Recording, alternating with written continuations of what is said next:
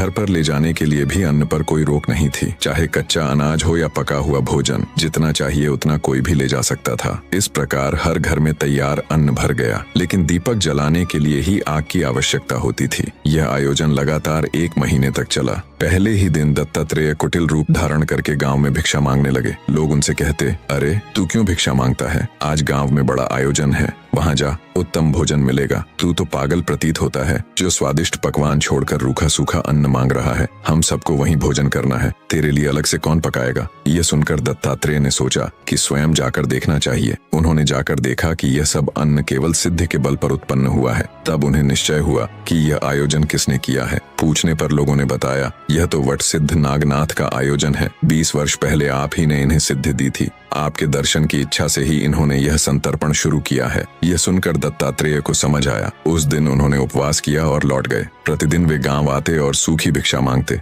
यदि कोई पूछता तो वे कहते, मैं केवल भिक्षा का अन्न ही खाता हूँ, अन्य भोजन नहीं। इस प्रकार महीना बीत गया। नागनाथ ने सोचा, अब तक स्वामी का दर्शन क्यों नहीं हुआ? उन्होंने ग्रामवासियों से पूछा, क्या यहाँ कोई भिक्षुक रोज आता है? लोगों ने बताया, हाँ, एक आता है, लेकिन वह आपके यहाँ का भोजन नहीं लेता, वह केवल सूखा अन्न ही मांगता है। नागनाथ ने आदेश दिया, अब यदि वह भिक्षुक आए तो उसे केवल यही सिद्धि का भोजन दो। यदि वह न ले तो मुझे बताओ। जब दत्तात्रेय फिर आए तो लोगों ने कहा, यह नाथ का भोजन है। उन्होंने नहीं लिया। फिर उन्होंने सूखी भिक्षा दी, पर वह भी नहीं ली। लोगों ने यह समाचार नागनाथ को दिया। नागनाथ तुरंत आए और दूर से ही दत्तात्रेय को पहचान लिया। वे उनके चरणों में गिर पड़े और बोले, स्वामी, बहुत दिनों से आपने मेरा समाचार नहीं लिया। मैं अनाथ होकर भटक रहा था, अब मुझ पर कृपा करें। उनकी प्रगाढ़ भक्ति देखकर दत्तात्रेय ने उन्हें उठाकर हृदय से लगाया और अलग ले जाकर उनके मस्तक पर हाथ रखकर कान में मंत्र दिया। ज्यों ही नागनाथ ने वह मंत्र समझा, वे ब्रह्म स्वरूप हो गए और अज्ञान नष्ट हो गया। स्वामी का स्वरूप देखते ही वे आनंद में डूब गए और चरणों में गिर पड़े। दत्तात्रेय ने उन्हें पूर्व जन्म की कथा सुनाई और कहा, तुम ऐरहुत्र नारायण के अवतार हो, इसलिए मैंने तुम्हें सिद्धि दी थी। तुम्हें मिलने की मेरी भी इच्छा थी,